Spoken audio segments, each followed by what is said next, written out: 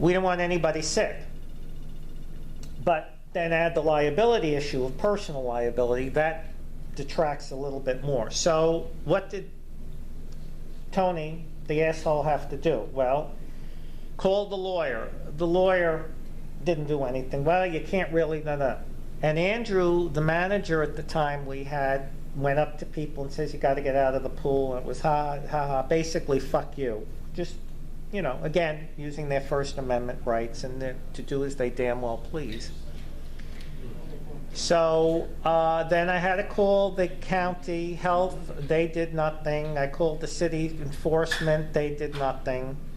So again, what were we going to do? I had to figure out, because we didn't really want anybody sick, I had to send an email out to everybody saying the pool was locked, people did what they wanted, and they went in, and I said, we did everything we could, they're personally liable. That got their ass out of the pool.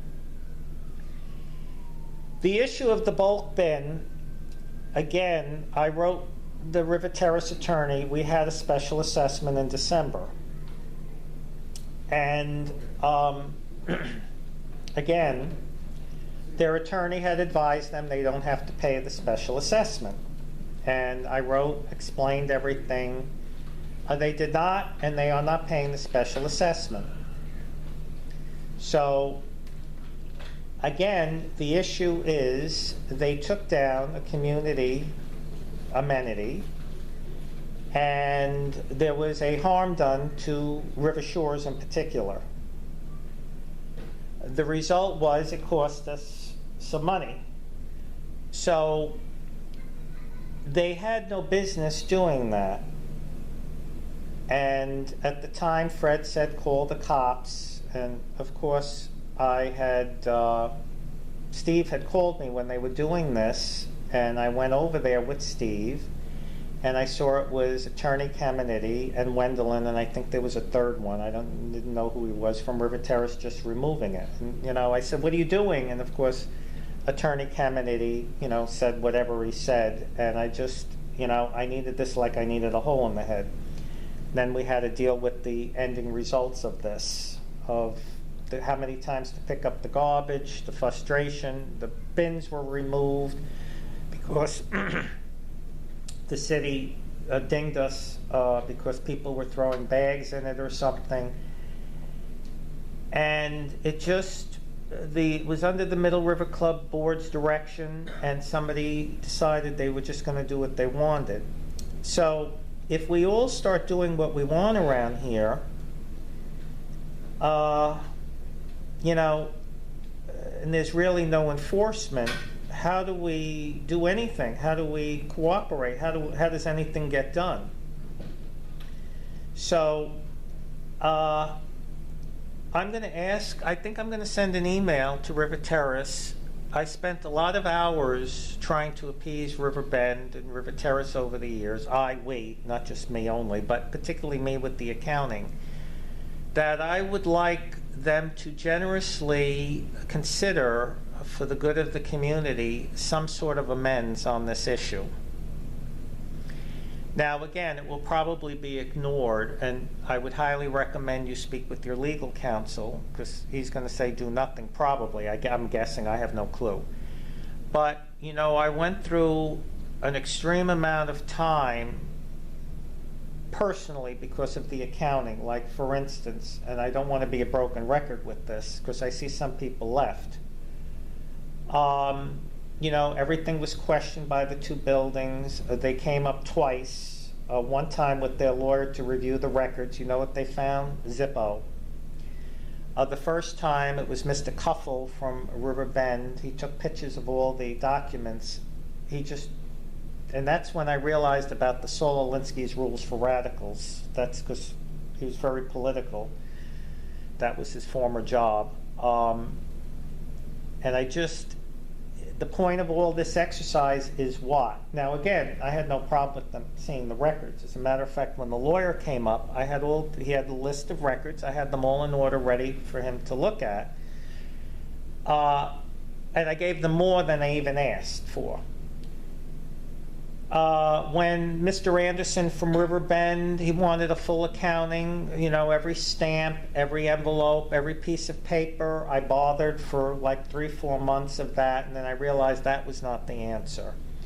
When they wanted to sign the checks, River Terrace and Riverbend, they got signature authority on the check. So every check I did, I had to walk over there or walk over, then they had it, and then they had to bring it back. They wanted management, professional management, because they didn't like what I was doing. No problem. We got the professional manager who was ultimately trying to get rid of me. It was verbally said to me, so they can take over the entire community. Frustrating, because when he didn't do, I was still on the property, and Peg, we both, like with the COVID, we ran down, took care of signs, shut the pool, blah, blah, blah. That didn't work. It seems every kind of meeting up in the office, we met with 2 people from River Terrace, 2 people from Riverbend, met them up in the office, we talked hours. Again, nothing worked. So, in thinking about all this, if we sweep this stuff under the rug with the new board, I don't know how much I'm going to be able to just let it go. It's not because I want to hold a grudge. It has nothing to do with that. It has to do with, if the boards really can't enforce anything without going through an attorney, which is, we already know that gets flushed, and particularly that may come back even worse after I'm done, because I'm going to be the new unofficial official community advocate, because I don't know if you all know, we have a community advocate that's quite active in our community, advising people, what to do next to cause a little bit of a problem around here. And again, I'm not going to cause a problem intentionally, but I'm also not going to allow the new board to become condo commandos, just whatever, because we've been there, and it's just not going to happen. So, and what a normal board will do is they'll have the lawyer send me a threatening letter, and of course I guess I'm going to go into a panic. I may or may not. We don't know about that. But it is a concern I have, and I discussed it at length with Peg and a little bit with you, Helen. I don't know how we move forward, because everybody wants to move forward, but then we get the same results with the certain group doing as they damn well please, the board being stuck with a situation that, requires, the only remedy I see is a lawyer, which is not the way to go. And certain people with the new board, they may wink over there, and then, maybe a renter, because I know the 2 buildings are not very happy with renters, and there are people at River Shores. But again, it goes into this explanation of there's a history that we are where we're at today in the community because of certain things. It's not just because Tony or the board made this happen, it's where we're at. So like with renters, it's not because I'm pro-renter or against renter. But the fact remains there are condo docs that do not prohibit it. I have no control over it. But one second. When it goes, I could go back when Jim Cook was on the board and I was on the board, and we only had about 10% rentals here. And I saw the future, I saw the future of a potential with renters. And 25 or so years ago, we went to the lawyer to amend the condo docs, and there were 11 amendments. I think there were 3 or 4 had to do with restrictions on rentals. And at the same time, everybody had a vote on it, right? We needed 38 votes to change the condo docs. Well, then, like now, we have a few people who like to, F you, I'm not signing it. And again, it became a personal issue because it was Tony, but couldn't see the issue for what it was. And when we turn things personal, rather than seeing what is the issue, personal had nothing to do with it, we all lose. And as a result, now we must live with the rentals. The dog issue is a federal issue, and that's life. And the new board is not going to have any restrictions on the rentals, and I don't see them have any restrictions on the dogs. Now, are they going to try? Of course. I get that. 1 second. So it's not a lecture. It's just I have to get my point out, and I want to make sure I say it. So whether it's the current board or a new board, I don't see much changes in certain things. Yes, some things will improve, some things may not improve, but there are still laws that have to be followed. And I don't know that this issue with the Bolt thing, to me, it's not about I'm angry, revenge, or whatever. It's an issue of there was something done to the community, and the way it was handled was not the correct legal way, nor was it the best way, other than probably in back of the mind was, what's the board going to do about it? And there was a lot of aggravation for me, but Steve and Basil had to deal with the results of that removal, and it was unfair. Again, there was an issue where River Terrace rep decided and agreed in a meeting he would take care of it because they didn't like the way I was taking care of it. So, you know, again, cooperation, it's a community. I'm not standing there every day. You agreed to take care of it, and when you make an agreement to me, you must stick by the agreement, like it or not. So I would hope, and I'll send an email out today, that they will consider making amends. I was hoping more would be here, but again, I see the few people that left are part of that group. They don't want to hear it anymore. So hopefully they'll run for the board and they'll do whatever, and then we'll see how that all works out. And they'll use the lawyer, they'll weaponize using the lawyer, because that's what normal condo boards do, and they'll make me afraid or something, hopefully. And we'll go from there. But Craig, I'm telling you, since you kind of are a liaison, we got 2 emails from your lawyer, and again, it's selective a point of view. It's not looking at everything. When I responded to your lawyer, which I don't know that you ever saw no, I didn't think you would. The lawyer would never show that, but maybe Bill got it. I don't want to presume. When I responded to the lawyer, I'm not really, you know, afraid of lawyers like most people.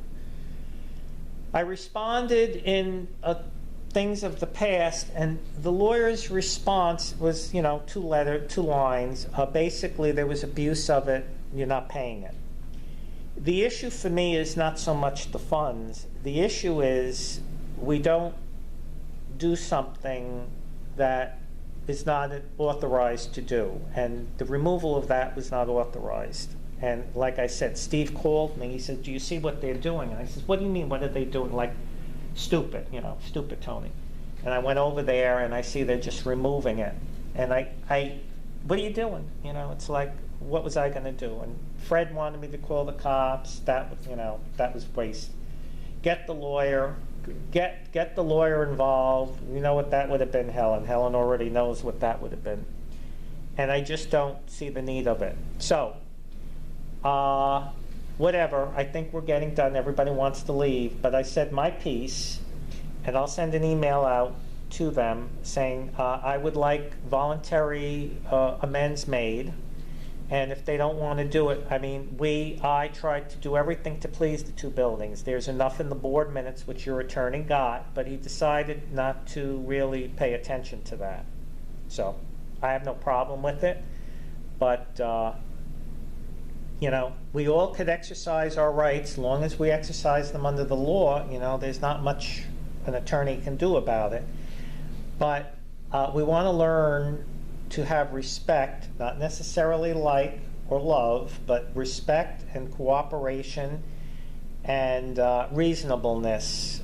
That incident, similar to them in the pool, is not something none of us should have to do because we are all neighbors. But I get the why. I get the why it was done, but from my perspective, that was not the correct way to handle it, legally, morally, or otherwise. So, you can go back and I'll send an email, try and make amends so nothing really escalates into a situation where, it's not a threat. I just see the pattern, because a board cannot enforce, everybody has to be treated equally. You follow? Okay. So, I'm done. My lecture's over. I had my piece. Thank you, Tony. See ya. Just curious, okay, so like, could we look to amend and make, and change the rules of the renting? So this way, like most places can't rent for the first 2 years, or something like that, whatever, so this way. So you're gonna answer that question. Okay. You answer it. No. No, you can't. You have to think about it, answer it. I want you to, because this is how we help. Right. But why do you think, if about 45% of rentals, why would somebody sign that? Financial? Well, first of all, what would be the incentive for somebody who's renting out for them to sign that? Did I answer your question? Well, you're gonna get more money with rentals. Well, and again, you're looking at it from this point of view. Let me ask you something. What if I'm not saying it is, what if your maintenance goes up to $1,000 a month? No. What do you think happens in normal condominiums? Normal ones? I have a problem. Well, think it out. Here. I want you to think it out. What happens? People can't afford it. Right. So what does the board have to do? Foreclose. So in a sense, renting it, at least they're getting an income. So the likelihood that somebody's going to lose an investment property, how likely? So in other words, it keeps the place going. I don't know I'd use those words. Let me think of a different way of saying it. Potentially, I don't see, because they're getting income from it. Right. So let's say I'm a senior citizen and I only get $1,500 a month Social Security. How can I really afford $1,000? I'm not saying it's going to that, but how could I afford it? What did they do in River Terrace when somebody can't afford that $45,000 special assessment? They're selling. Yeah, there's probably 6 currently for sale, and I know some people have taken out a home equity line of credit. The ones that have been there a while have equity in their place because they've had it for a while, so they've taken it. But they factor it in, like if they bought low and then they add the assessment, they're still ahead for the people who bought years ago. The ones that are really feeling the pinch are the ones that maybe have bought the last 5 years or so and Right. probably paid a little bit more because prices have been going up, because people are moving to Florida and retiring, the baby boomers and all that stuff. So, I mean, we have a young fellow that, he bought relatively high, but, it's a lot for him to handle, It's pretty crazy If today. it weren't for his folks helping him out here and there, or, but. Yeah, my mother, we still had that place over there, Scott and I, if Scott would've lived, whatever, we would've had to live with my mother for a long time, and we all lived together. Welcome to the new normal. Do you see my point? Sure. So it's nothing is necessarily bad, but what adds to the problem is somebody's comment that it's the renter's fault. I have more problems with owners. You see, that comment does not help anything. Keep that comment to yourself. What it does is it starts a riff. You see, something you don't like is not an effing factor. Sorry. It's not about that. And I try to explain this to people, but they cannot see it. So the group that got up when Tony started his long narrative bullshit, right, in plain English, They don't want to hear it anymore. They want to see it. So when they get on the board and they start Condo Commando,